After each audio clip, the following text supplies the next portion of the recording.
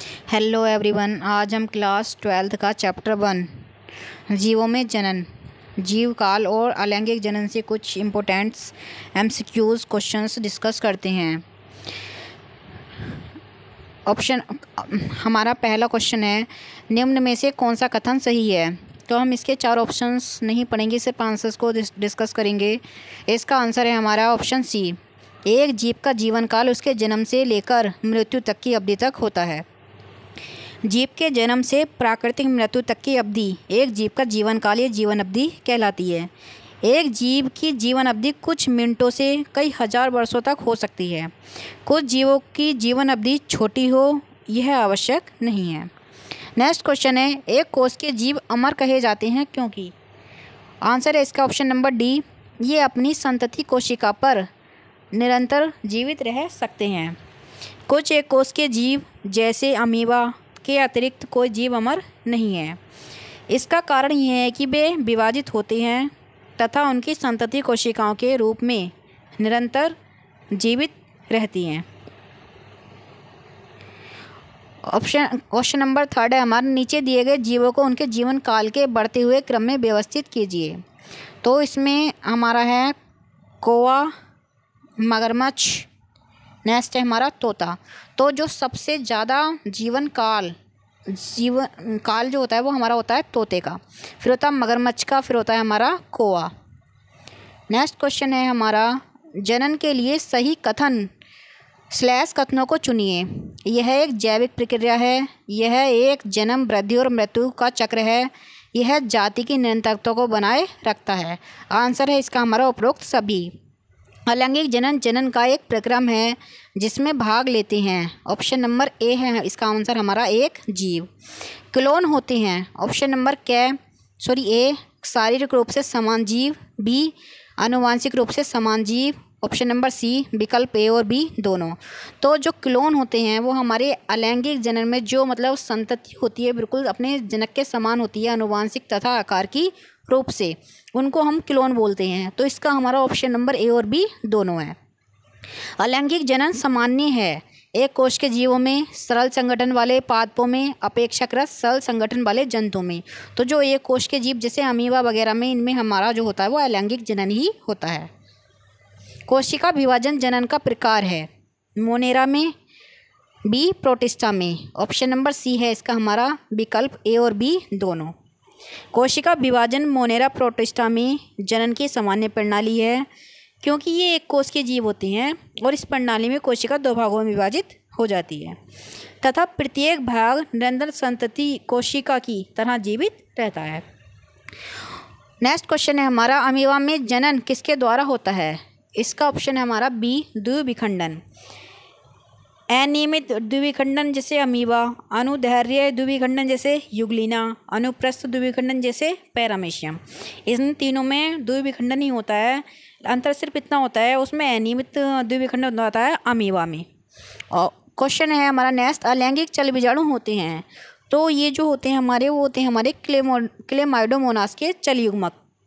अलैंगिक चल बीजाणु चल युग्मक होती हैं, ये सामान्यतः कवक और पादप जगत में पाए जाते हैं, उदाहरण क्लेमाइडोमोनास।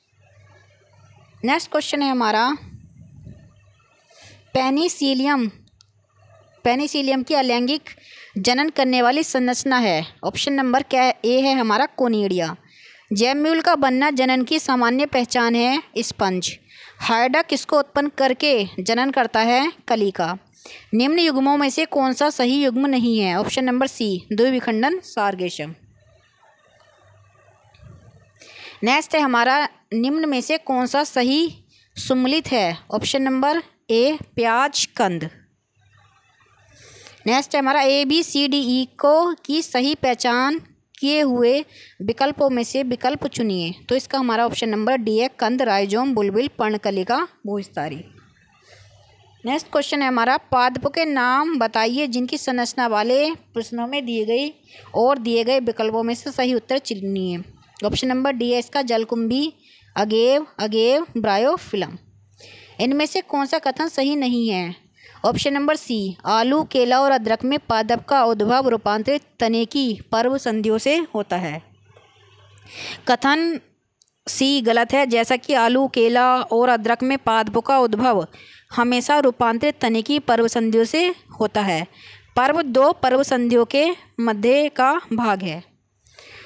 ऑप्शन नेक्स्ट क्वेश्चन है हमारा लैंगिक जनन पर बेस्ड। लैंगिक परिपक्वता आने से पहले जीव की वृद्धि अवस्था कहलाती है। ऑप्शन नंबर ए किशोरावस्था, ऑप्शन नंबर बी कायिक अवस्था। तो ऑप्शन नंबर हमारा सी इसका आंसर है, विकल्प ए और बी दोनों। असत्य कथन को चिन्हित कीजिए। ऑप्शन नंबर ए चिरस्थायी जातियां कायिक जनन और जीवनावस्था अवस्थाएं स्पष्ट दर्शाती हैं। पादप जो वार्षिक और द्विवार्षिक किस्मों के होते हैं स्पष्टता कायिक जनन तथा जीर्णावस्था प्रवस्थाओं को प्रदर्शित करती हैं, लेकिन बहुवर्षीय जातियों में इन प्रवस्थाओं को स्पष्ट रूप से परिभाषित करना मतलब कठिन होता है। ऑप्शन नेक्स्ट क्वेश्चन है हमारा 21 स्ट्रोबिलेंथस कुंथियाना को यह भी कहते हैं। ऑप्शन नंबर है इसका हमारा नीला कुरेंजी। यह केरल, कर्नाटक, तमिलनाडु में पाया जाता है। यह 12 वर्षों में एक बार जनन करता है। पिछली बार हमने इसने सितंबर-अक्टूबर 2006 में जनन किया और बड़ी संख्या में नीले पुष्प उत्पन्न किए। नेक्स्ट क्वेश्चन है हमारा मधुचक्र नॉन प्राइमेट्स के अंडाशय और सहायक वाहिका में चक्रिक परिवर्तन आते हैं। ऑप्शन नंबर ए है हमारा जनन काल मौसमी। सामान्यतः मधुचक्र युग्मक संलयन मौसमी प्रजनकों में होता है। यह अंडाशय और सहायक वाहिकाओं का जन्म प्रवस्था के दौरान का चक्रिक परिवर्तन है। नेक्स्ट है वे जीव जो पूरे वर्ष जनन करते हैं प्रजनक कहलाते हैं। जैसे डैश और वो लैंगिक क्रियाओं की पुनरावृत्ति दर्शाती हैं, डैश प्रजनक कहलाते हैं जैसे। तो इसका ऑप्शन नंबर सी हमारा आंसर है, निरंतर मानव मौसमी भाग। निम्न में से किसके द्वारा नए आनुवंशिक युग्म बनते हैं जिससे नई विभिन्नताएं विकसित होती हैं? ऑप्शन नंबर सी है हमारा लैंगिक जनन। लैंगिक जनन की घटनाओं के लिए असत्य कथन चुनिए, उपरोक्त में से कोई नहीं है। लैंगिक जनन का उत्पाद सामान्यतः उत्पन्न करता है। ऑप्शन नंबर सी है इसका आंसर हमारा, नए आनुवंशिक युग्म जिसमें भिन्नताएं आती हैं। ए बी सी को दर्शाइए। इसमें ए हमारा समरूपी युग्मक है, बी विषमरूपी और सी है हमारा समयुग्मक। शैवाल में पाए जाने वाले युग्मक के प्रकार के नाम बताइए। समयुग्मक, विषमयुग्मक, असमयुग्मक, ये सभी। विषमयुग्मक की अवस्था में नर युग्मक क्या कहलाता है? ऑप्शन नंबर ए पुमाणु, बी है ऑप्शन नंबर शुक्राणु, ए और बी दोनों। वह अवस्था जिसमें नर व मादा जननांग एक ही पादप पर पाए जाते हैं कहलाते हैं। ऑप्शन नंबर बी और सी यानी द्विलिंगी ए व उभयलिंगी।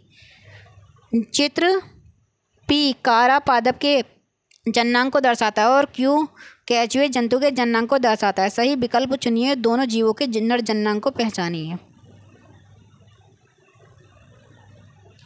वह अवस्था जिसमें नर व मादा भाग अलग अलग पादपों में उपस्थित होते हैं कहलाते हैं।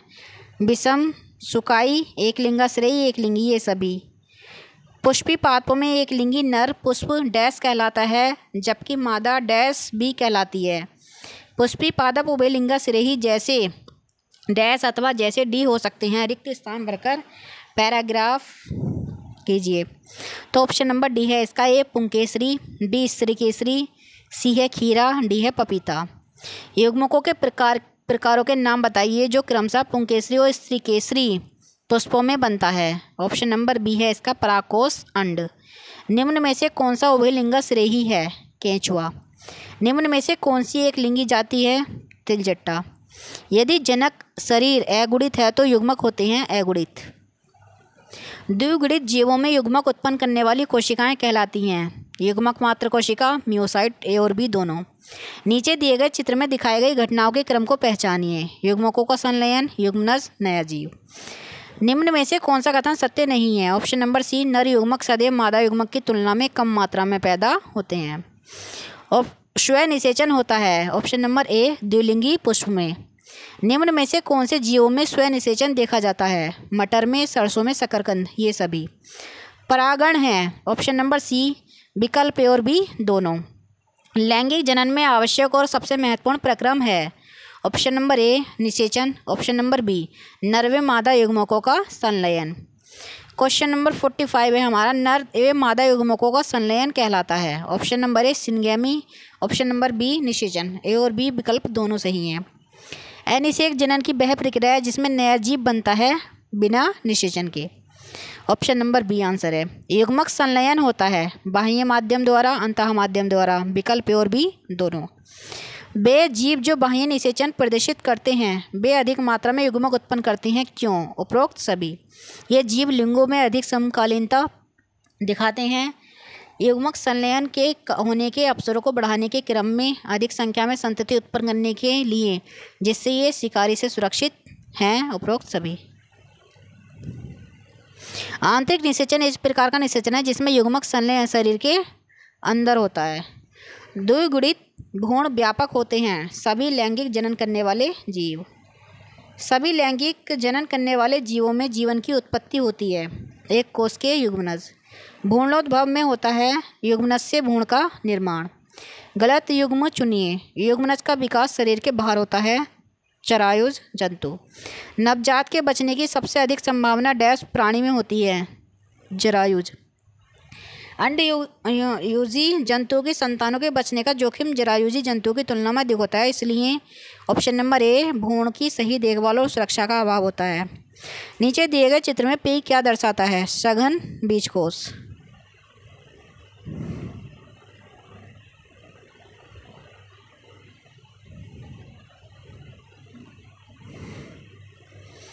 आज के लिए इतना ही।